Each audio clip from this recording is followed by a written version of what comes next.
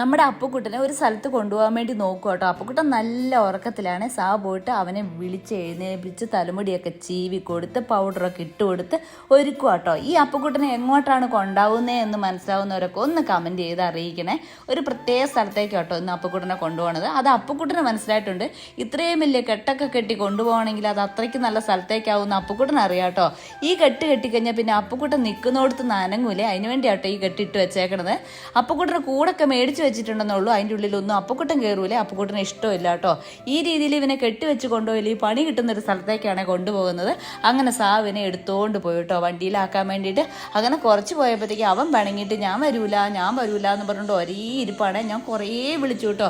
അങ്ങനെ പുറം തിരിഞ്ഞിട്ട് ഞാൻ വരൂല, എനിക്കറിയാം എവിടെയാണ് കൊണ്ടുപോകണേന്ന് അറിയാം, ഞാൻ സ്കൂളിലേക്കില്ല എന്നൊക്കെ പറഞ്ഞുകൊണ്ട് കരയും കേട്ടോ. അങ്ങനെ ഒരു തരത്തിൽ അവനെ വണ്ടിയെ കയറ്റി ഇരുത്തി ഇങ്ങനെ കൊണ്ടുപോകുവാണെങ്കിൽ ഭയങ്കര ബ്ലോക്കുമായിരുന്നു കേട്ടോ. അങ്ങനെ ഒരു തരത്തിൽ ഞങ്ങൾ പോകാൻ ഉദ്ദേശിച്ച സ്ഥലത്ത് എത്തിയേ.